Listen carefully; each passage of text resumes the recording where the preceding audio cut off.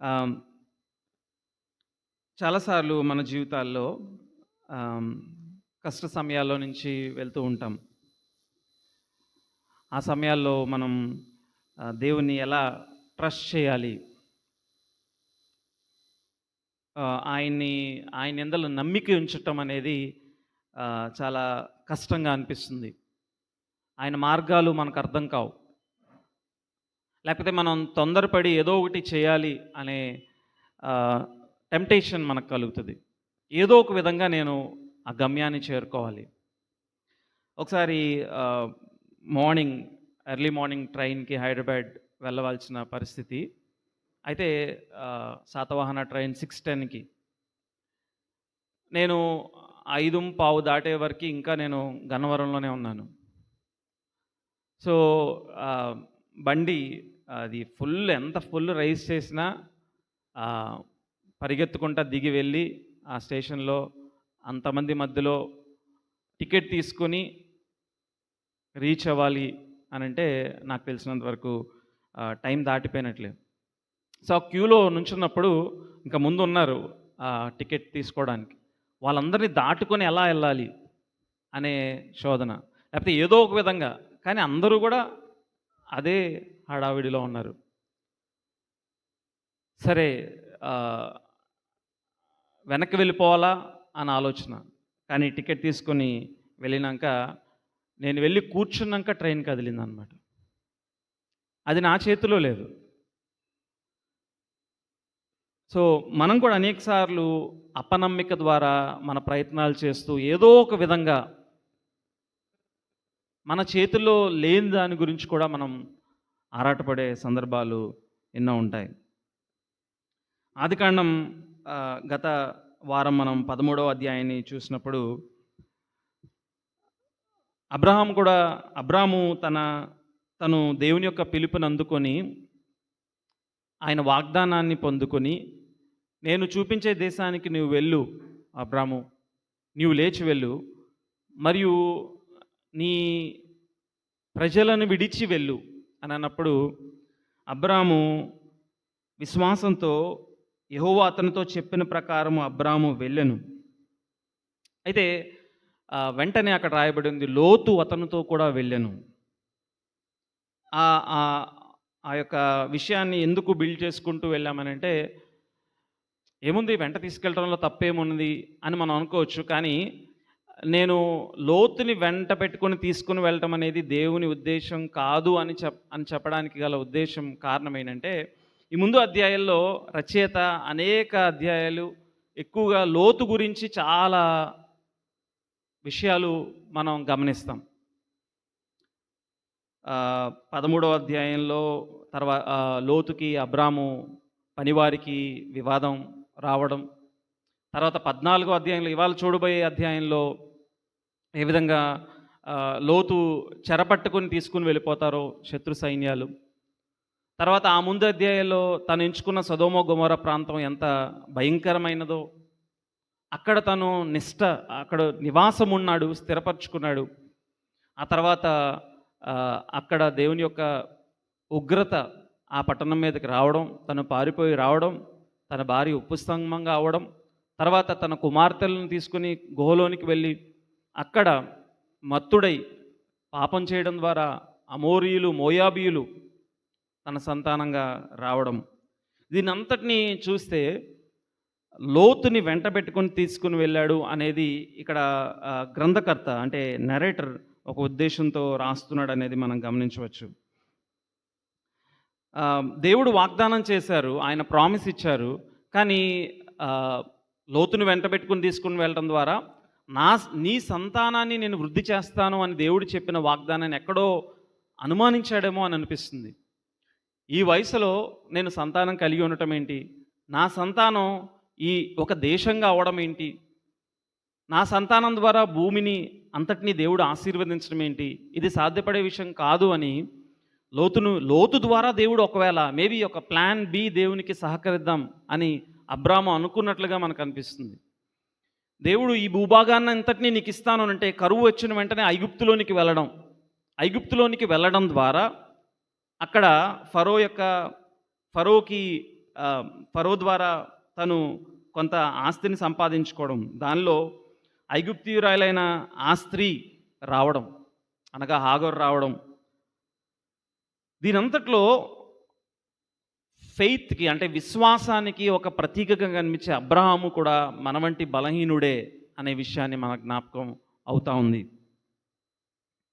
తర్వాత 13వ అధ్యాయంలో మనం చూసాం, తను మార్గాన్ని సరిచేసుకొని అప్పుడు లోతుతో ఏమంటున్నాడంటే, నువ్వు చూస్ చేసుకో, నువ్వు ఏర్పాటు చేసుకో, నువ్వు కుడి పక్కకు వెళ్తే నేను ఎడం పక్కకు వెళ్తాను, నువ్వు ఎడం పక్కకు వెళ్తే నేను కుడికి వెళ్తాను, ద చాయిస్ ఈజ్ యువర్స్. అప్పుడు బహుశా అబ్రాము విశ్వాసంతో దేవుని వైపు చూడటంలో కొంచెం ఎదిగాడు అని అనిపిస్తుంది. కారణం ఏంటంటే, దేవుడు ఈ భూభాగాన్ని అంతటినీ నాకు ఇస్తానన్నాడు, నా సంతానాన్ని వృద్ధి చేసి ఈ సంతానం ద్వారా దేవుడు సమస్త భూమిని ఆశీర్వదిస్తానన్నాడు. ఆ సంతానం అంతిమంగా యేసుక్రీస్తు ప్రభువారు అనే విషయాన్ని మనం చూస్తూ వచ్చాం. అది ఆయన అంతిమ వాగ్దానం. ఆయన దాని విషయం రాజీ పడడు. బహుశా అబ్రాముకి ఆలోచన కలుగుతూ ఉంది, దేవుడు వాగ్దానం చేశాడు కాబట్టి ఈ భూభాగాన్ని ఇస్తాడు, నువ్వు చూస్ చేసుకుంటే నీ ఇష్టం, ఏ భూభాగాన్నైనా ఏర్పాటు చేసుకో, దేవుడు నాకు ఇవ్వాల్సింది ఇస్తాడు. ఆ తర్వాత దేవుడు ఆ ప్రామిస్ని తనతో స్థిరపరిచినట్లు ఆ తర్వాత అధ్యాయంలో తర్వాత భాగంలో మనం చూస్తాం. కానీ లోతు అయితే మనం చూసాం 13వ అధ్యాయం, లోతు తన కన్నులెత్తి యొర్దాను ప్రాంతం అంతటినీ చూచాను, కన్నులెత్తి చూచాడు. అది తనకి యెహోవా తోట వల్లే కనిపించింది. తర్వాత అక్కడ ఆ ప్రాంతం అంతటిని ఏర్పరచుకుని తూర్పుగా ప్రయాణం చేశాను. చూడటం, దాన్ని సెలెక్ట్ చేసుకోవడం, ప్రయాణం చేయడం. ఈ 14వ అధ్యాయంలో ఏముంటుందంటే, తను నివాసాన్ని స్థిరపరచుకున్నాడు. He established himself in that place. ఇంకా ముందుకెళ్ళి అధ్యాయాలు చూస్తే సొదొమ గొమొర్రా ప్రాంతంలో తన నివాసం ఉండటం మాత్రమే కాదు, ఆ వికెట్ పీపుల్ మధ్యలో తను కూడా మమేకమైపోవడం మనం చూస్తాం. ఇది ఒక విధానంలో మనం ఆలోచిస్తే మొదటి కీర్తన మనకు గుర్తొస్తుంది. డౌన్ఫాల్, స్పైరల్ డౌన్ఫాల్ అంటే దుష్టుల ఆలోచన చొప్పున నడువుక, పాపుల మార్గంన నిలువుక, అపహాసకులు కూర్చుండు చోటన కూర్చుండక. ఆలోచన చొప్పున నడువుక, ఆలోచనతో ప్రారంభమైంది, మళ్ళీ తర్వాత ఆ మార్గంలో నడిచాడు, మూడవదిగా కూర్చున్నాడు. అంటే హీ ఎస్టాబ్లిష్డ్ హిమ్సెల్ఫ్, అంటే అక్కడ ఇంకా స్థిర నివాసం, ఆ వికెట్ పీపుల్ మధ్యలో, దుష్టుల మధ్యలో తను జీవించడం ప్రారంభించాడు. Wrong choice. తను తన కనులకు రమ్యమైనది చూసుకున్నాడు, చూచుట ద్వారా తన నిర్ణయాన్ని తీసుకున్నాడు. కానీ అబ్రామ్ అయితే విశ్వాసం ద్వారా, not by sight but by faith, తన జీవితంలో నిర్ణయం తీసుకున్నట్లు మనం చూస్తూ వచ్చాం. మనం కూడా గతసారి మనం జ్ఞాపకం చేసుకున్న విషయం ఏంటంటే, మనం వెలిచూపు వలన కాక విశ్వాసం వలన నడుచుకోవలసిన వారమే ఉన్నాం.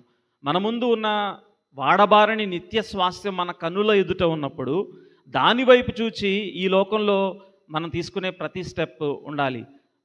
మన రక్షణకు కారణమైన యేసుక్రీస్తు ప్రభువారు మనకు వాగ్దానం చేసిన ఆ నిరీక్షణకు దాన్ని బేస్ చేసుకుని మన డెసిషన్స్, మన నిర్ణయాలు, మన జీవితంలో ఏదైనా ఉండాలి. కానీ వెలిచూపు వలన కాదు అనే విషయాన్ని మనం జ్ఞాపకం చేసుకుంటూ వచ్చాం. దానికి మాదిరి కూడా మన ప్రభువును రక్షకుడైన యేసుక్రీస్తు ప్రభువారే. ఆయన కొండ మీద శోధింపబడుతున్న సమయంలో తను శోధకుడి యొక్క మాటలు విని ఆయన లొంగిపోలేదు.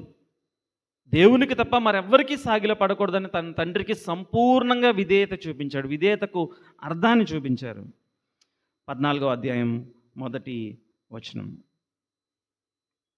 ఇక్కడ అనేక మంది రాజుల పేర్లు మనం చూస్తాం. మొదటి 9 వచనాల్లో, 9-10 వచనాల్లో. అయితే ఇక్కడ ఎక్కువ సమయాన్ని మనం గడపడానికి ప్రయత్నం చేయదు. కానీ ఈ వాక్య భాగంలోని ముఖ్య ఉద్దేశాన్ని మనం గమనించి ముందుకు వెళ్ళిపోదాం. షీనారు రాజైన అమ్రాపేలు, ఎలాసారు రాజైన అర్యోకు, ఏలాము రాజైన కదొర్లాయోమెరు, గోయీయుల రాజైన తీదాలు అనువారి దినముల్లో వారు సొదొమ రాజైన బెరాతోను, గొమొర్రా రాజైన బిర్షాతోను, అద్మా రాజైన షినాబుతోను, సెబోయాయుల రాజైన షెమెబేరుతోను, సోయారను బెలరాజుతోనూ యుద్ధము చేసిరి. వీరందరూ ఉప్పు సముద్రమైన సిద్దిము లోయలో ఏకముగా కూడి 12 సంవత్సరములు కదొర్లాయోమెరుకు లోబడి 13వ సంవత్సరమున తిరుగుబాటు చేసిరి. 14వ సంవత్సరమున కదొర్లాయోమెరు అతనితో కూడనున్న రాజులను వచ్చి అస్తారోతు కర్నాయిములో, రెఫాయిముల హాములో, జూజీయులను, షావే కిర్యాతీయము మైదానములో ఏమీయులను కొట్టిరి. మరియు హోరీయులను అరణ్యము దగ్గరనున్న ఎల్పారాను వరకు తరిమి సేయీరు పర్వత ప్రదేశంలో వారిని కొట్టిన తరువాత తిరిగి కాదేశను ఎన్మీష్ పతుకు వచ్చి అమాలేకీయుల దేశమంతటిని, హసాసోన్ తామారులో కాపురమున్న అమోరియులను కూడా కొట్టిరి. అప్పుడు సొదొమ రాజును, గొమొర రాజును, అద్మా రాజును, సెబోయిము రాజును, సోయరను బెలరాజును బయలుదేరి సిద్దీము లోయలో వారితో, అనగా ఏలాము రాజైన కదోర్లోయమేరు, గోయిముల రాజైన తీదాలు, షీనారు రాజైన అమ్రాపేలు, ఎల్లాసారు రాజైన అర్యోకు అనే నలుగురితో ఆ 5 రాజులు యుద్ధము చేసిరి. ఆ సిద్దీము లోయలో విస్తారమైన మట్టికీలు గుంటలు ఉండెను. సొదొమ గొమొర్రాల రాజులు పారిపోయి వాటిలో పడిరి. శేషించిన వారు కొండకు పారిపోయిరి. అప్పుడు వారు సొదొమ గొమొర్రాల ఆస్తి యావత్తును, వారి భోజన పదార్థములన్నీ పట్టుకొని పోయిరి. ప్రార్థన చేసుకుందాం. దేవా, ఈ ఉదయకాల సమయంలో మీ వాక్యాన్ని ధ్యానిస్తుండగా మీరు మాతో మాట్లాడండి. దేవా, ఈ వాక్య భాగంలో నుంచి క్రీస్తుని మీరు మాకు బయలుపరచండి. మీ కుమారుని స్వారూప్యంలోనికి మమ్మల్ని మార్చండి. ఈ గ్రంథాన్ని మాకు రాసి ఇచ్చిన పరిశుద్ధాత్మని సహాయాన్ని మేము కోరుతున్నాం దేవా. పరిశుద్ధాత్మని ద్వారా మా కంటికి ఉన్న పొరను మీరు తొలగించండి. ఆత్మీయ అంధత్వాన్ని తొలగించండి. మాకు కావలసిన ఆదరణ అనుగ్రహించండి, హెచ్చరిక అనుగ్రహించండి, బోధను నేర్పించండి. అంతిమంగా క్రీస్తు స్వారూప్యంలోనికి మమ్మల్ని మార్చమని యేసునామంలో ప్రార్థించి అడిగి వేడుకొంచున్నాం తండ్రి. ఆమేన్. 11వ అధ్యాయంలో మనం చూస్తాం. 10వ అధ్యాయంలో ఆయా దేశాల రాజులు, ప్రజలు మనం చూస్తాం. 11వ అధ్యాయంలో బాబేలు గోపురం యొద్ద వారందరూ ఏకముగా కూడి, ఇక్కడ 14వ అధ్యాయానికి వచ్చేప్పటికీ ఆయా రాజులు వారికి జరుగుతున్న ఇంటర్నల్ వార్ మనం చూస్తాం.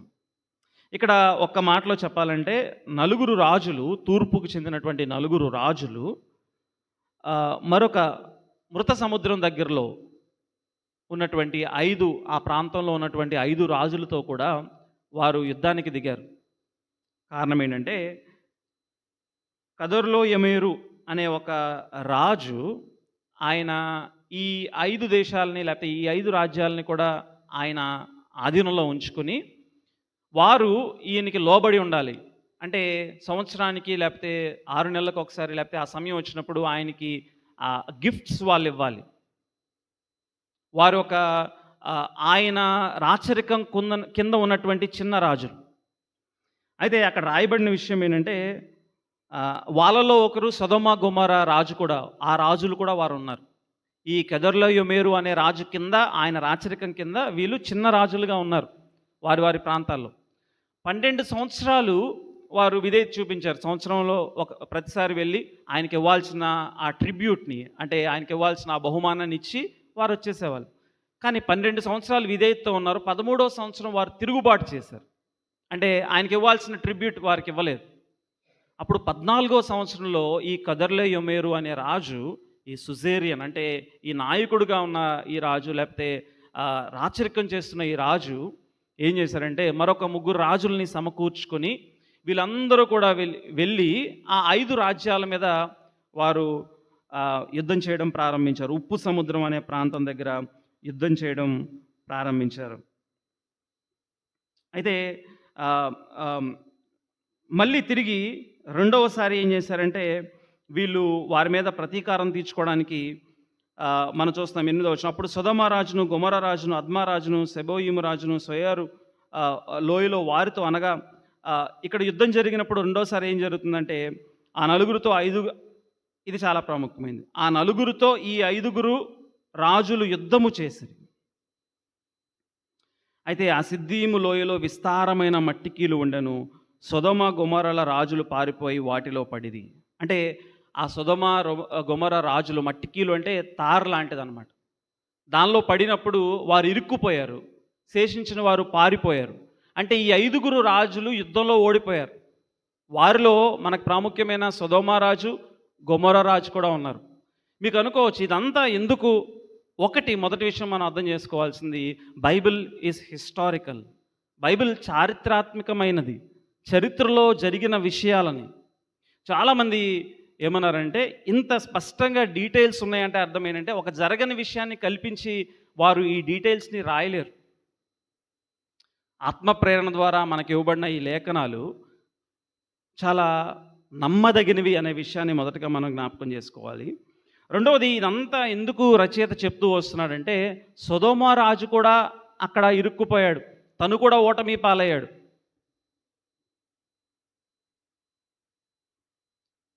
పదకొండవచనం, అప్పుడు వారు సొదొమ గొమొర్రాల ఆస్తిని యావత్తును వారి భోజన పదార్థములు అన్నీ పట్టుకొని పోయారు. యుద్ధంలో ఓటమి. The world at war, kings in conflict. రాజులు వారి మధ్యలో ఈ ఈ ఈ భాగాన్ని వారమంతా చదువుతా ఉన్నా ఏంటి గందరగోళం? నాకు వచ్చిన ఒక్కటే మాట ఏంటంటే కన్ఫ్యూజన్. రెండవది కెయాస్, మూడవది కాన్ఫ్లిక్ట్. Confusion, కెయాస్, conflict. రాజులు ఒకరి మీద ఒకరు తిరుగుబాటు చేయడం, యుద్ధము, గందరగోళం, కొల్లగొట్టడం. ఉదయకాల సమయంలో మనం అనుకోవచ్చు, ఈ వాక్య భాగం నాకేం రిలవెంట్?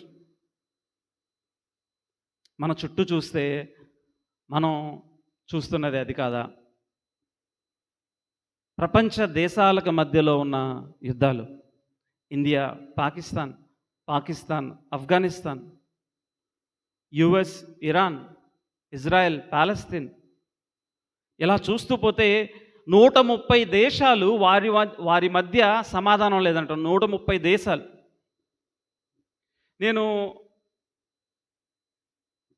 ప్రయత్నం చేశాను చదవడానికి. ఏదన్నా ఒక దేశం ప్రశాంతంగా ఉందా అని అంటే, ప్రశాంతంగా ఒకవేళ ఆ దేశం ఉంటే ఇంటర్నల్గా వాళ్ళకి కాన్ఫ్లిక్ట్స్ ఉన్నాయి. అంటే ఆ దేశం లోపల, బయట వాళ్ళతో శత్రుత్వం లేకపోతే లోపల శత్రుత్వం ఉంది.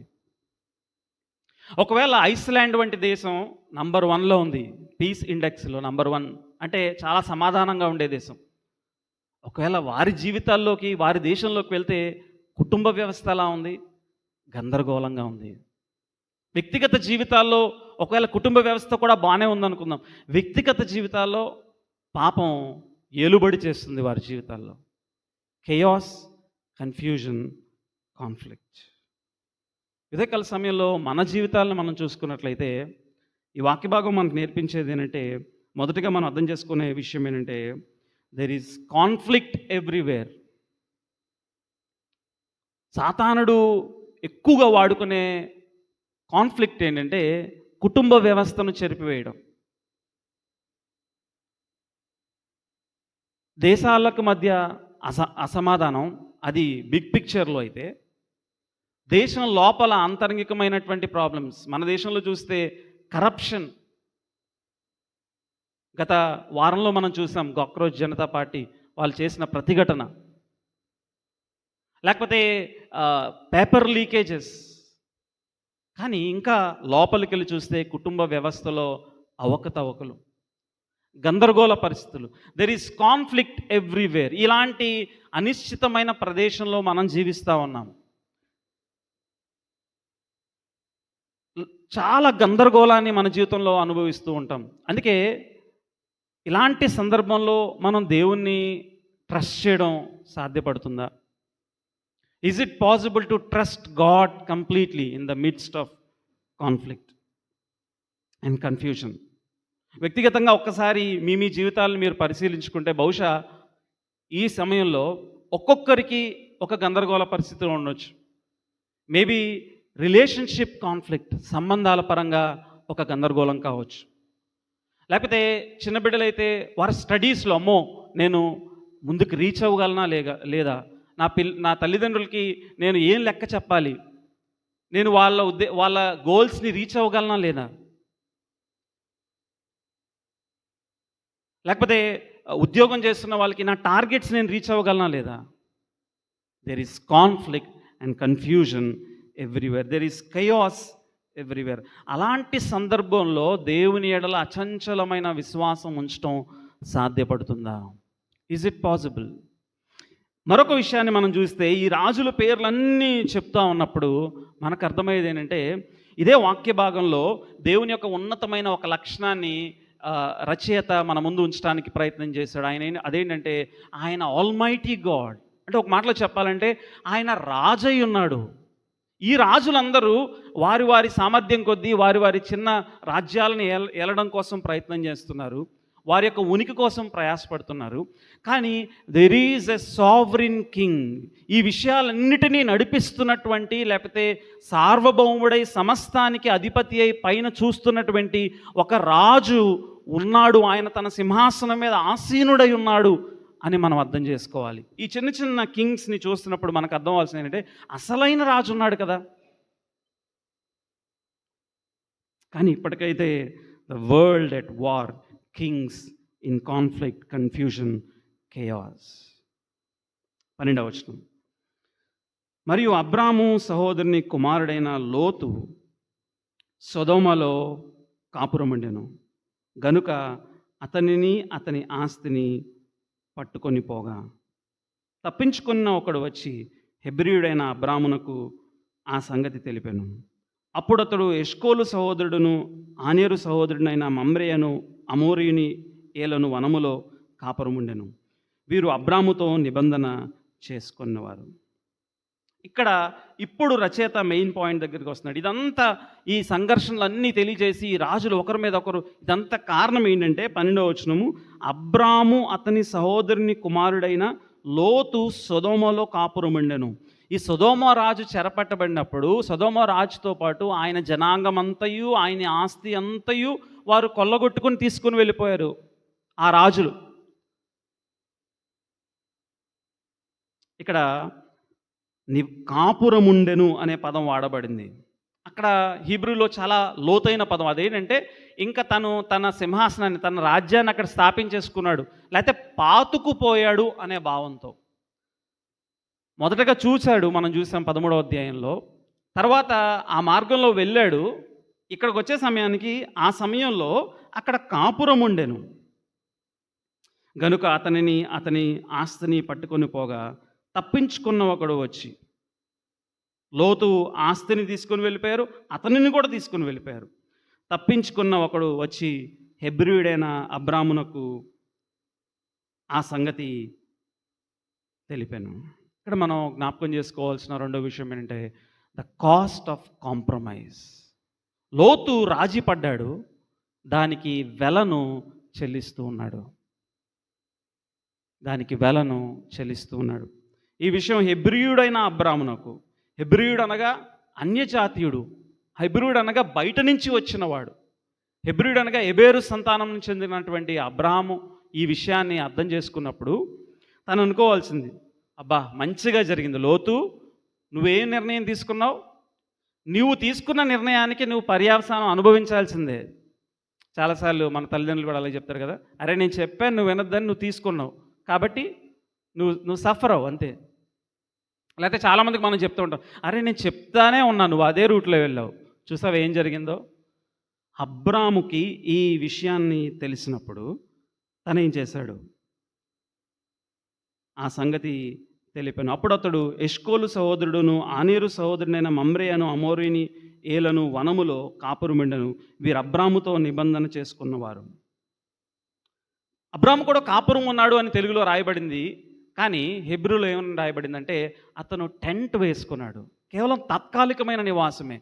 లోతు వలె తను అక్కడికి వెళ్ళిపోయి తన స్థిర నివాసాన్ని సొదొమ గొమొర్రాలో ఏర్పాటు చేసుకున్నట్లు అబ్రాము ఏర్పాటు చేసుకోవాలి. తను తాత్కాలికమైన ఒక టెంట్ని మాత్రమే ఏర్పాటు చేసుకున్నాడు. అబ్రాము తన తమ్ముడు చెరపెట్టబడినని విని తన ఇంట పుట్టి అలవర్చబడిన 318 మందిని వెంట పెట్టుకుని దాను మట్టుకు ఆ రాజులను తరిమెను. తన సహోదరుని కుమారుడు, తన సహోదరుడు ఇబ్బందుల్లో ఉన్నాడని అబ్రాము నవ్వలేదు. అబ్రాము నువ్వేం చేస్తావో నీ ఇష్టం, నువ్వు తీసుకున్న నిర్ణయానికి దాని పర్యవసానాలను నువ్వే అనుభవించాలి, ఆ కాన్సిక్వెన్సెస్ నువ్వే తీసుకోవాలి అని అబ్రాము అనుకోలేదు. ఆ మాట విన్న వెంటనే 318 మందిని తీసుకొని ఆయన వారిని తరిమినట్లు మనం చూస్తాం. 13వ అధ్యాయంలో అబ్రాము విశ్వాసంలో మనం చూసింది ఏంటంటే ప్యాసివిటీ. నువ్వు ఏ మార్గం తీసుకుంటావో తీసుకో, నువ్వు కుడి పక్కకు వెళ్తే నేను ఎడం పక్కకు వెళ్తాను. లోతు విషయంలో ఫెయిత్ దట్ ఈస్ ప్యాసివ్. కానీ ఇక్కడ అబ్రాము తన సహోదరుని గురించి విన్నప్పుడు తను ఏం చేస్తాడంటే తను తరుముతూ వెళ్ళాడు. An active faith in God. తను 318 మంది అంటే అది పెద్ద సైన్యం కాకపోవచ్చు, కానీ వారిని తీసుకుని వారిని తరుముతూ వెళ్ళాను. ఎందుకనంటే తన సహోదరుని విడిపించడం కోసం. ఈ విషయాన్ని ఆలోచిస్తూ ఉన్నప్పుడు మనం పాపంలో చెరలో ఉన్నప్పుడు దేవుని యొక్క వాక్కు సెలవిస్తూ ఉంది, అట్లా వెళ్ళొద్దు, ఆ పాపం చేయొద్దు. ఆజ్ఞ అతిక్రమమే పాపము. పాపం వలన వచ్చు జీతము మరణము. అది మరణమని తెలుసు, కానీ మనం అటువైపుకే ప్రయాణం చేయడానికి ఇష్టపడ్డాం. అటే వెళ్తూ ఉన్నాం, అదే కావాలనుకున్నాం. ఆయన వద్దు అన్న పాపాన్ని మనం చేస్తూ ఉన్నాం. కానీ మన సహోదరుడు, మన ప్రభువును రక్షకుడైన యేసుక్రీస్తు ప్రభువారు ఆయన నువ్వేమైతే అయిపోయావులే అని అనుకోలేదు. లేకపోతే పెద్ద కుమారుడు చిన్న కుమారుడి గురించి మనం లూకాసు వార్తలో మనం చదువుతాం. ఆ పెద్దన్న వలె అతను తిరిగి వచ్చాడు, అయితే నాకేంటి, నా ఆస్తిని కొల్లగొట్టాడు, నీ ఆస్తిని పాడు చేశాడు, అతడు చావాలి, వాడిని ఇంట్లో ఎందుకు చేర్చుకున్నావు అని ఆ పెద్ద కుమారుని వలె మన ప్రభు యేసయ్య అనలేదు.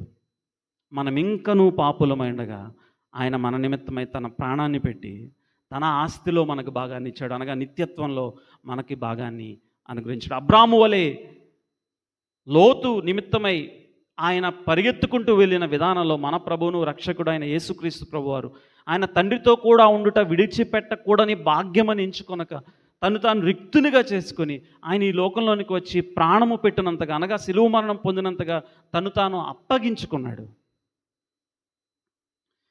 వెదకాల సమయంలో అబ్రాము అచంచలమైన విశ్వాసాన్ని ఉంచినట్లు మనం చూస్తాం.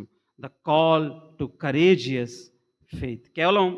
కేవలం కొన్నిసార్లు విశ్వాసంగా దేవుని ట్రస్ట్ చేసి ఏది జరిగితే జరుగుతుందిలే అని ఇక్కడ కూడా లోతు సరే దేవుడు కాపాడతాడేమోలే అని అనుకోలా. ఈ డిస్టింక్షన్ మనకు తెలియాలి. ఎప్పుడు విశ్వాసం ద్వారా దేవుని కొరకు పని చేయాలి, ఎప్పుడు ఒక అడుగు వెనక్కి వేయాలి.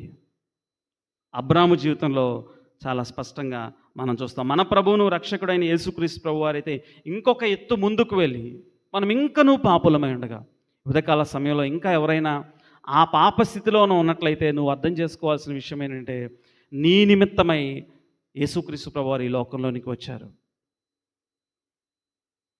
ఒకసారి పర్పెచువా అనే ఒక యవనస్తురాలు, తను ఒక ఉన్నతమైన కుటుంబంలో పుట్టింది. క్రీస్తు శకం 200-300 సంవత్సరం మధ్యలో జరిగింది. రోమా కుటుంబంలో తను పుట్టింది, ఒక రోమీయురాలు. అయితే తను యేసుక్రీస్తు ప్రభువారిని అంగీకరించిన కారణాన ప్రభుత్వం తనని అరెస్ట్ చేసింది.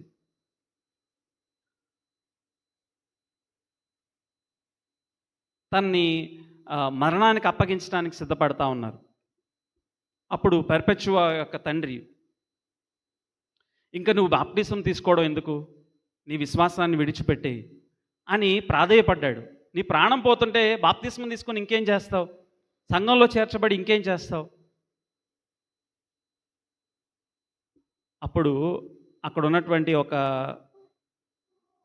ఒక పూల కుండీ వైపు తన చేతులు చూపించి పర్పెచువా ఏముందంటే, దాని పేరు ఏంటంటే పూలకుండి. అలాగే నా పేరు క్రైస్తవురాలు, నేను క్రిస్టియన్ని, క్రైస్ట్ని కలిగి ఉన్నాను, ఇంకా నాకు వేరొక పేరు లేదు, నా ప్రాణం పోయినా పర్వాలేదు అని ఆ తండ్రికి చెప్పినప్పుడు ఆ తండ్రి కూడా ఏం చెప్పలేకపోయాడు. తను తీసుకువెళ్ళారు, అరెస్ట్ చేశారు. తర్వాత అక్కడ జరుగుతున్నటువంటి వికృత క్రీడలు కొన్ని ఉండేవి ఆ దినాల్లో రోమియోలకు, కొలోషం అనే ప్రాంతంలో. అక్కడ ఆ క్రీడల్లో ఆ జంతువుల మధ్యలో ఆమెను వదిలేశారు. ఒక జంతువు ఆమెను పట్టింది. ఎందుకంటే రోమా ప్రభుత్వం క్రూరంగా ఆమెను చంపడం కోసం. ఒక జంతువు ఆమెను పట్టింది, హింసించింది, కానీ చంపలేకపోయింది. తర్వాత అక్కడ ఉన్నటువంటి గ్లాడియేటర్స్ కత్తితో పెర్పెచ్యువాని చంపినట్లు సంఘ చరిత్ర చెప్తా ఉంది. ఈ దినాల్లో బహుశా మనం తీసుకునే నిర్ణయాలు దేవుని వెంబడించడం కోసం కొన్నిసార్లు చిన్న చిన్న సాక్రిఫైజెస్ మనం చేసే ఎంతో చేస్తున్నామని అనుకుంటాం. కానీ విశ్వాసం కోసం, ప్రభువుని వెంబడించడం కోసం అచంచలమైన విశ్వాసాన్ని కలిగి దేవుని కోసం పోరాడిన దేవుని భక్తులు పెర్పెచ్యువా. అబ్రాము కూడా తను దేవుని మీద సంపూర్ణమైన విశ్వాసాన్ని ఉంచి ఇంత విపత్కరమైన పరిస్థితుల్లో దేవుని కోసం ఒక ముందడుగు వేశాడు. ఈ శత్రువుల్ని జయించడం తన వల్ల కాదని ఎరిగిన వాడై 318 మందితో కొంతమందిని సేకరించుకొని తను వెళ్ళినట్లు మనం చూస్తాం. The call for courageous faith.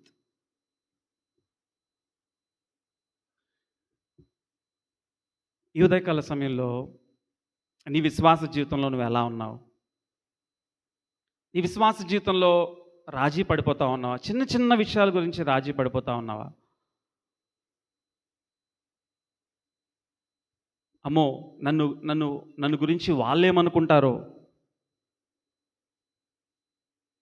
లేకపోతే నేను క్రైస్తవురాలని చెప్పుకుంటే నన్ను తక్కువగా చూస్తారేమో, నన్ను అవమానంగా చూస్తారేమో, నన్ను ఉద్యోగంలో నన్ను గౌరవించరేమో. The call for courageous faith. Abram తను అచంచలమైన విశ్వాసంతో దేవుని నిమిత్తమై ఆయన ముందుకు వెళ్ళడం, అనగా తను దేవుడు చూపించిన మార్గంలో మరియు సహోదర ప్రేమ విషయంలో లోతు నిమిత్తమై తను సాక్రిఫిషియల్గా ముందుకు వెళ్తున్నాడు. లోతు ఒక మంచి నిర్ణయం తీసుకుని వెళ్ళినవాడు కాదు, ఒక మాట విన్నవాడు కాదు, అవిధేయత చూపించినవాడు. మన ప్రభువును రక్షకుడైన యేసుక్రీస్తు ప్రభువారు కూడా మన నిమిత్తమై అలానే తను ప్రాణం పెట్టారనే విషయాన్ని జ్ఞాపకం చేసుకోవాలి. మనం మంచివారం అని కాదు, మనం గొప్పవారం అని కాదు, కానీ తన ప్రేమను మన ఎడల ఆయన చూపించారు. 14వ వచనం. అబ్రాము తన తమ్ముడు చెరపట్టబడినని విని తన ఇంట పుట్టి అలవర్చబడిన 318 మందిని వెంట పెట్టుకుని దాను మట్టుకు ఆ రాజులను తరిమాను.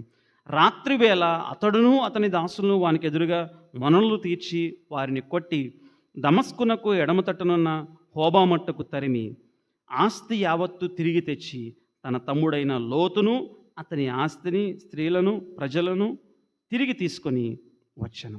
తిరిగి తెచ్చి వారు కొల్లగొట్టుకొని వెళ్ళిపోయారు, అబ్రాము తిరిగి సంపాదించుకొని వచ్చాడు. కానీ అబ్రాము లోతుని విడిపించాడు, కానీ లోతుతో చర్చించినట్లు కానీ తనతో మంచిగా మాట్లాడినట్లు కానీ ఇక్కడ లేదు. బహుశా అబ్రాముకు అర్థమైంది దేవుడు చెప్తున్న విషయం, నువ్వు లోతుని విడిచిపెట్టి వెళ్ళాలి. అతను కాపాడవు, బాగానే ఉంది, now it's time to leave. ఉద్దేశపూర్వకంగా రచయిత ఆత్మప్రేరణ ద్వారా ఇక్కడ వారి మధ్య సంభాషణ జరిగినట్లేం లేదు. ఇదిగో నీ స్త్రీలు, ఇదిగో నీ పనివారు, ఇదిగో నీ ఆస్తి లోతుకు అప్పగించి తిరిగి వెళ్ళిపోయాడు. లోతుని నువ్వు తిరిగి వచ్చేసేయి, నువ్వు నా దగ్గర ఉండాలి అని అనడం లేదు. ఎందుకంటే దేవుని యొక్క ఉద్దేశం అర్థమైంది. దేవుడు లోతుని వేరుపరచడానికి ఇష్టపడ్డాడు అనే విషయాన్ని తను అర్థం చేసుకున్నాడు. 17వ వచనం. అతడు కదర్లోయమేరును అతనితో కూడా ఉన్న రాజులను ఓడించి తిరిగి వచ్చినప్పుడు సొదొమ రాజు అతన్ని ఎదుర్కొనుటకు రాజు లోయ అను షావే లోయ మట్టుకు బయలుదేరి వచ్చాను. ఇక్కడ చివరిగా మనం 2 విషయాల్ని మనం చూస్తాం. ఇద్దరు వ్యక్తులు వచ్చి అబ్రాముని కలుసుకుంటారు. ద చాయిస్, చివరిగా మనం నేర్చుకోగలిగిన పాఠం ఏంటంటే the choice whether to worship God or worship wealth.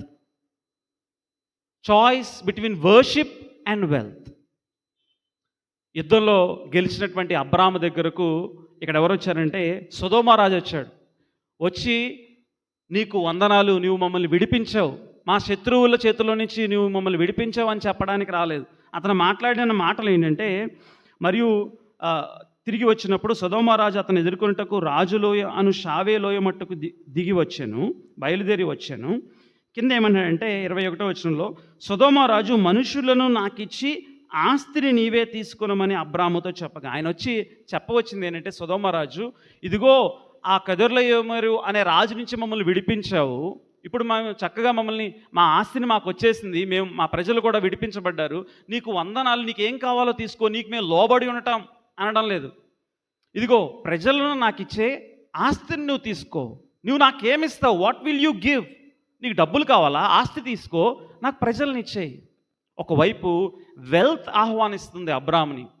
దేవుడేమో ఆయన అన్నాడు, నేను ఆశీర్వదిస్తాను, నిన్ను సమస్త ప్రజల మీద నీవు ఆశీర్వాద కారణంగా చేస్తాను, నీ సంతానాన్ని వృద్ధి చేస్తాను, నీ సంతానం ద్వారా నా ప్రియ కుమారుని లోకంలోనికి పంపించబోతున్నానని వాగ్దానపూర్వకంగా దేవుడు తెలియజేస్తే, ఈ సొదొమ రాజు ఏమంటాడంటే, ఇదిగో ఈ ఆస్తిని తీసుకో.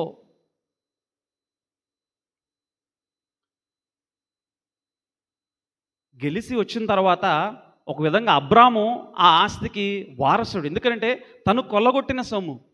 కానీ అబ్రాము ఏమంటున్నాడో మీరు చూడండి, 22వ వచనం. నేనే అబ్రామును ధనవంతునిగా చేసినని నీవు చెప్పకుండునట్లు ఒక నూలు పోగైనను చెప్పుల వారనైనను నీ వాటిలో ఏదైనానూ తీసుకొనని ఆకాశమునకును భూమికి సృష్టికర్తయునకు సర్వోన్నతుడైన దేవుడైన యెహోవా ఎదుట నా చెయ్యి ఎత్తి ప్రమాణము చేసి ఉన్నాను. నా దేవుడు ఎవరంటే, ఆయన ఆకాశమునకు భూమికి సృష్టికర్త అయిన సర్వోన్నతుడైన దేవుడు. హీఈస్ అన్ ఎల్ ఎల్యోన్. ఆయన నాకు ప్రభు అయి ఉండగా నీ దగ్గర నుంచి చెప్పుల వారైనను నూలు పోగైనను నాకొద్దు. I do not want anything from you. Go away. The choice to choose wealth. బహుశా అబ్రాము అవిశ్వాసంతో అనుకోవచ్చు, చక్కని అవకాశం, దేవుడు ఆశీర్వదిస్తా అన్నాడు కదా, ఒక మార్గం తెరిచాడు, ఇప్పుడు ఇదే కదా వే. కానీ ఏమన్నాడంటే, నీవు నన్ను నా ఆశీర్వాదానికి కారణమయ్యావని నీ మోటివ్స్ ఏంటో నాకు తెలుసు సొదొమరాజు. మీరెంత వికెడ్ పీపులో నాకు తెలుసు, మీరెంత దౌర్భాగ్య స్థితిలో ఉన్నారో నాకు తెలుసు. నీ ద్వారా నేను ఆశీర్వదించబడ్డానని చెప్పబడటం నాకు ఇష్టం లేదు. నీ నూలు పోగైనను నాకు అవసరం లేదు, చెప్పులు వారైనను నాకు అవసరం లేదు. ఫెయిత్ డిసర్న్స్. విశ్వాసం వివేచనతో ప్రవర్తిస్తుంది. ఉదయకాల సమయంలో దేవుని ఎరిగిన వారంగా అనేక సార్లు మనం కూడా చాయిస్ వస్తుంది, weather to worship God and follow him or run after wealth. దేవుణ్ణి వెంబడించి ఆయన ఆరాధించాలా, లేకపోతే ఈలోక సాంపద్యాలు, లేకపోతే ఈలోక పేరు ప్రతిష్టలు, లోకం దాని వెంటబడుతుంది, మనం కూడా దాని వెంటబడుతున్నట్లయితే వ్యత్యాసం ఏముంది? లోతు అదే చేశాడు, పర్యావసానాలను కొని తెచ్చుకున్నాడు. అబ్రామ్ అయితే అన్నాడు విశ్వాసంతో, ఐ డు నాట్ వాంట్, నేను రాజీ పడటానికి ఇష్టపడటం లేదు.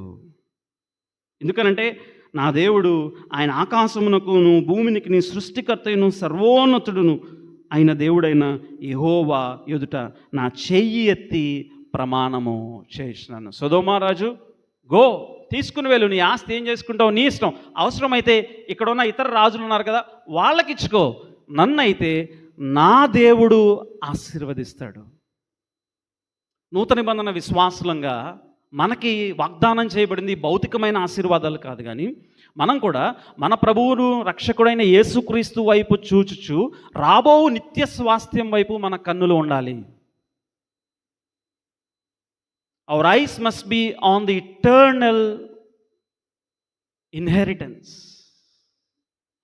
అది మన జీవితంలో మన నిర్ణయాలు మనం తీసుకునేట్లు మనకి తోడ్పడాలి. ఒకవైపేమో సొదొమ రాజు వచ్చాడు, మరొక వైపు మనం చూస్తున్నాం 18వ వచనంలో, మరియు షాలేము రాజైన ఎక్కడి నుంచి వచ్చాడు? షాలేము రాజు. ఆయన గురించిన పూర్వోత్తరాలు మనకి ఇవ్వబడలేదు, ఆయన గురించినట్టే హిస్టరీ మనకి ఇవ్వబడలేదు, ఆ రాజు వీళ్ళతో కలిసి పోరాడినట్లు మనకు తెలియజేయబడలేదు. ఈ షాలేము రాజు పేరు ఏంటంటే మెల్కీసెదెకు. 18వ వచనం, మరియు షాలేము రాజు అయిన మెల్కీసెదెకు రొట్టెను ద్రాక్షారసమును తీసుకొని వచ్చును. అంటే ఆయనేమో నీవు నాకు ఏమిస్తావు అని అడుగుతున్నాడు, నీవు నాకు ప్రజల్ని ఇచ్చే అని అడుగుతున్నాడు. ఈయనేమో నువ్వు యుద్ధంలో గెలిచావు, ఏ రాయల్ ఫీస్ట్కి రొట్టెను ద్రాక్షారసాన్ని తీసుకొని వచ్చి అంటున్నాడు, ఇదిగో భుజించు, ఆహారాన్ని భుజించు సంతోషంగా, ఎ టైమ్ టు సెలబ్రేట్.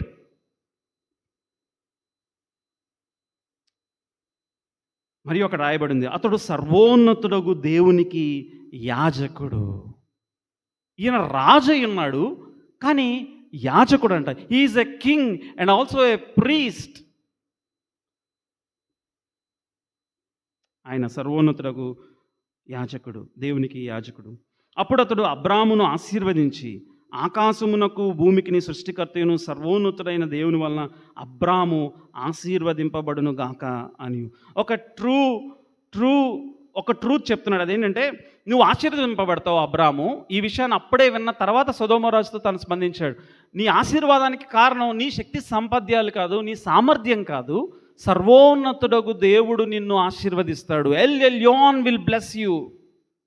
ఈ యుద్ధంలో కూడా వారికి అర్థమైంది ఏంటంటే, అబ్రాము తన యొక్క సామర్థ్యం వల్ల గెలవల. 318 మంది మరియు చీకటిలో వారిని 15 వచనం, రాత్రి వేళ అతడును అతని దాసులను వారికి ఎదురుగా మొనలను తీర్చి వారిని కొట్టి దమస్కునకు ఎడమ తట్టునున్న హోబా మట్టుకు తరిమి. రాత్రి వేళ ఇట్ ఈస్ గాడ్స్ డూయింగ్. దేవుడు ఆ యుద్ధంలో అబ్రాముకి విజయాన్ని ఇచ్చాడు. అందుకే మెల్కీసెదెకు ఏమంటున్నాడంటే, నీవు ఆశీర్వదించబడేది ఎలా అంటే, సర్వోన్నతుడైన సృష్టికర్తయు సర్వోన్నతుడైన దేవుని వలన అబ్రాము ఆశీర్వదింపబడున. నీవు బహుశా ఈ ఉదయకాల సమయంలో నీ జీవితంలో నువ్వు అనుకుంటున్నావేమో, నేను ప్రభువుని తెలుసుకున్నాను, but my life seems to be meaningless. నేను వెళ్తున్న పరిస్థితులు, నా ఒంటరితనం, నా ఆప్తుల్ని కోల్పోయిన విషయం కావచ్చు, లేకపోతే నా కష్ట సమయం కావచ్చు, నా ఆర్థిక పరిస్థితులు కావచ్చు, నేను కుమిలిపోతా ఉన్నాను. I don't have any hope. కానీ అబ్రాము వలె ట్రస్ట్ ఇన్ ద లార్డ్, దేవుని అందలి అచంచలమైన విశ్వాసాన్ని నీవు ఉంచు అనే విషయాన్ని జ్ఞాపకం చేసుకో. ఆయన సర్వోన్నతుడు, సృష్టికర్త, మరియు ఆయన అబ్రాముని ఆశీర్వదిస్తానని వాగ్దానం చేసినట్టు మనం చూస్తాం. 20వ వచనం, నీ శత్రువులను నీ చేతికి అప్పగించిన సర్వోన్నతుడకు దేవుడు స్తుతింపబడునుగాక అనియు చెప్పను. అంటే ఇప్పుడు అబ్రాముకు ఒక చాయిస్ ఉంది. మెల్కీసెదెకు చెప్పిన మాటను, అంటే అక్కడ మెల్కీసెదెకు ఒక విషయాన్ని చెప్పాడు, సర్వోన్నతుడగు సృష్టికర్త అయిన దేవుడు ఎల్ ఎల్యోన్, ఆయన్ని ఆరాధించు, ఆయన్ని కొనియాడు, ఆయన్ని విశ్వాసం ఉంచు, ఆయన్ని వెంబడించు. సొదొమ రాజు అంటున్నాడు, ఇదిగో ఆస్తి, ఇదంతా నువ్వు తీసుకుని వెళ్ళు, నాకు ప్రజల్నిచ్చేయి. 2 వాయిసెస్, 2 స్వరాలు వింటున్న సమయంలో అబ్రాము మెల్కీసెదెకు అను సర్వోన్నతుని యాజకుని మాట వినాలా, లేకపోతే సొదొమ రాజు యొక్క ఈ లోక సంబంధమైన ధనధాన్యాదులకు సంబంధించిన మాట వినాలా? దేవుని ఎడల విశ్వాసం ఉంచాలా, లేకపోతే లోతు వలె కాంప్రమైజ్ అవ్వాలా?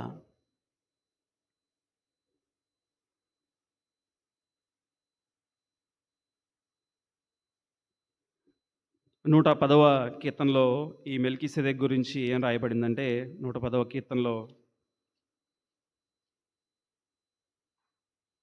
110వ కీర్తన 4వ చరణంలో, మెల్కీసెదెకు క్రమము చొప్పున నీవు నిరంతరము యాజకుడు పోయిందువని యెహోవా ప్రమాణం చేసినాడు, ఆయన మాట తప్పడు. నా ప్రభువుతో సెలవిచ్చిన మాట ఏంటంటే, నా అంటే దావీదు యొక్క ప్రభువు మరియు ఆయన ప్రభువుతో సెలవిచ్చిన మాట. అంటే తండ్రి అయిన దేవుడు కుమారుడైన యేసుక్రీస్తు ప్రభువారి నిమిత్తం వాగ్దానపూర్వకంగా చేసిన మాట ఏంటంటే, నీవు ఎల్లప్పుడూ యాజకుడు అయి ఉంటావు. అది ఏ క్రమం చొప్పునంటే, యేసుక్రీస్తు ప్రభువారు ఆయన లేవీయుడు కాదు, ఆయన యూదా తెగకు చెందినవాడు. కాబట్టి ఆయన రాజవంశానికి చెందినవాడు, కానీ ఆయన యాజకుడు కాలేడు కదా. మరి ఎలా యాజకుడు అవుతాడంటే, వాగ్దానపూర్వకంగా దావీదుతో దేవుడిచ్చిన వాగ్దానం ఏంటంటే, నీవు మెల్కీసెదెకు క్రమం చెప్పున, మెల్కీసెదెకు షాలేము యొక్క రాజు అయ్యుండి కూడా ఆయన యాజకుడు, దేవుని యొక్క సర్వోన్నతుడైన యాజకుడు. అందుకే హెబ్రీ గ్రంథకర్త ఇదే విషయాన్ని గురించి మాట్లాడుతూ అంటాడు. నేను చూపించి ముగించేస్తాను, మన సమయం అయిపోయింది. హెబ్రీలకు రాసిన పత్రిక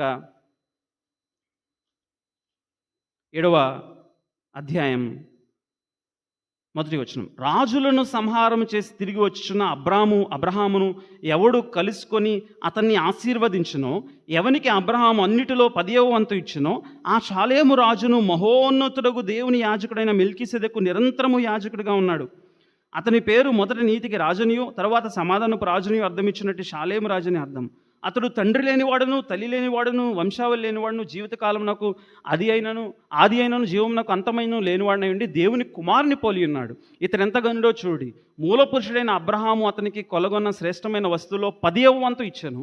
మరియు లేవి కుమారుల నుండి యాజకత్వం పొందువారు తమ సహోదరులు అబ్రహాము గర్భవాసంలో పుట్టినను ధర్మశాస్త్రం చొప్పున వారి యొద్ద అనగా ప్రజల యొద్ద 10వ వంతును పుచ్చుకున్నటకు ఆజ్ఞను పొంది ఉన్నారు. కానీ వారితో సంబంధించిన వంశావళి లేనివాడై మెల్కీసెదెకు అబ్రహాము వద్ద 10వ వంతు పుచ్చుకొని వాగ్దానములను పొందిన వారిని ఆశీర్వదించాడు. ఇక్కడ చెప్తున్న మాట ఏంటంటే, అబ్రహాము సంతానంలో లేవీయులు ఉన్నారు. లేవీయులే తనకి ఈ రాజుకి 10వ వంతు ఇచ్చారు. అంటే ఈయన గణపరిచారు. ఈయన లేవి యాచకుని కంటే ఉన్నతమైన వాడు. మెల్కీసెదెకు అబ్రహాము కంటే ఉన్నతమైన వాడు. మన ప్రభువును రక్షకుడైన యేసుక్రీస్తు ప్రభువారు ఈ యాజకత్వం చేస్తున్న వీరందరికంటే ఆయన రాజవంశంలో వచ్చినటువంటి యాజకుడు. ఆయన మన కొరకై అత్యున్నతమైన యాజకుడు, మనకు సరిపడని వాడు ఆయనే.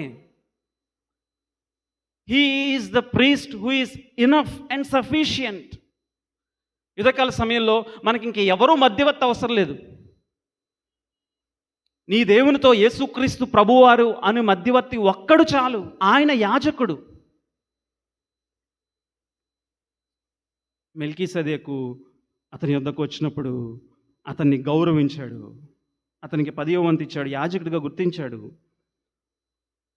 అతను చెప్పిన మాటని తను ఆ చాయిస్లో అబ్రాము స్వీకరించింది ఏంటంటే, ఐ చూస్ టు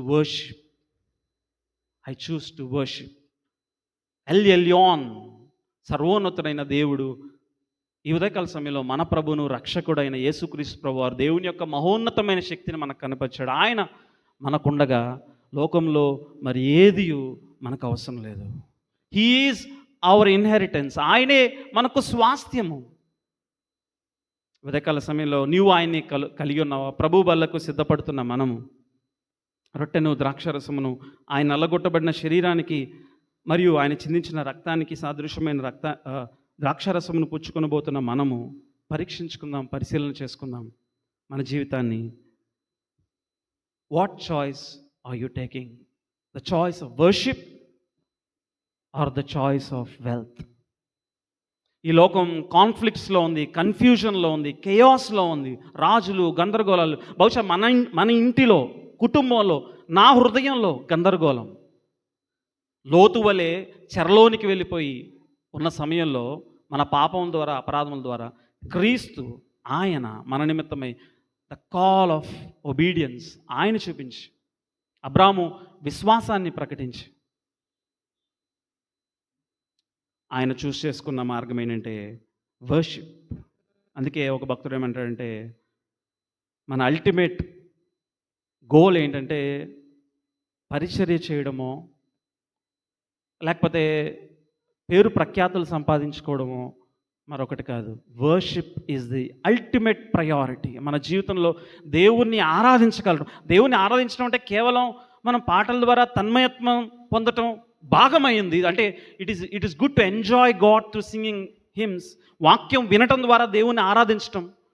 కానీ మన వ్యక్తిగత జీవితాల్లో, ప్రభువా నువ్వు నా జీవితంలో నువ్వు నాకు చాలిన వాడివి, నువ్వు నాకుంటే ఇంకా మరి ఏది అవసరం లేదు, you are enough for me. అబ్రామ్ని దేవుడు ఈ అధ్యాయంలో మనం చూస్తూ వెళ్తే is taking to that point. ఆ పాయింట్కి తీసుకెళ్తున్నాడు. అబ్రామ్కి 22వ అధ్యాయంలో ఇది పీక్కి వెళ్తుంది అనమాట. నేను తప్ప, నా యందు తప్ప మరి దేని ఎందైనా నువ్వు ఆనందిస్తున్నావా? అది సెకండరీ అవ్వాలి. I should be the ultimate priority. లోతు నీకు ప్రయారిటీయా? లోతును పక్కన పెడతాను. నీ ఆస్తులు నీకు ప్రయారిటీయా? పక్కన పెడతాను. నేను ఇవ్వబోయే కుమారుడు నీకు ప్రయారిటీయా? ఆయన్ని కూడా పక్కన పెడతాను. సమయంలో సిద్ధపడి ప్రభు బల్లో చేయడానికి మనం ముందుకు వెళ్దాం. ప్రార్థన చేసుకుందాం. దేవా, ఈ ఉదయకాల సమయంలో మీ వాక్యంలో నుంచి మాతో మాట్లాడినందుకు మీకు వందనాలు. నాయన, కష్ట సమయాల్లో అచంచలమైన విశ్వాసం మీ యందు ఎలా కలిగి ఉండాలో మీరు మాకు జ్ఞాపకం చేశారు. దేవా నాయన, మేము కూడా లోతు వలె చెరలో ఉన్నప్పుడు మా సహోదరుడు, మా రక్షకుడు, మా ప్రభు, మా స్నేహితుడు మా నిమిత్తమై ప్రాణం పెట్టి మమ్మల్ని విమోచించారు. ఇప్పుడు మేము దేవా, మా ముందు ఉన్న చాయిస్ ఆరాధన, మిమ్మల్ని ఆరాధించటమా, లేకపోతే ఈలోక వాటి కోసం ప్రాకులాడటమా? దేవా, మీ ఆత్మ సహాయం ద్వారా మిమ్మల్ని ఆరాధించే స్థితిలో మమ్మల్ని అందరినీ ఉంచమని యేసు నామములో ప్రార్థించి అడిగి వేడుకొంచున్నాం తండ్రి. ఆమేన్.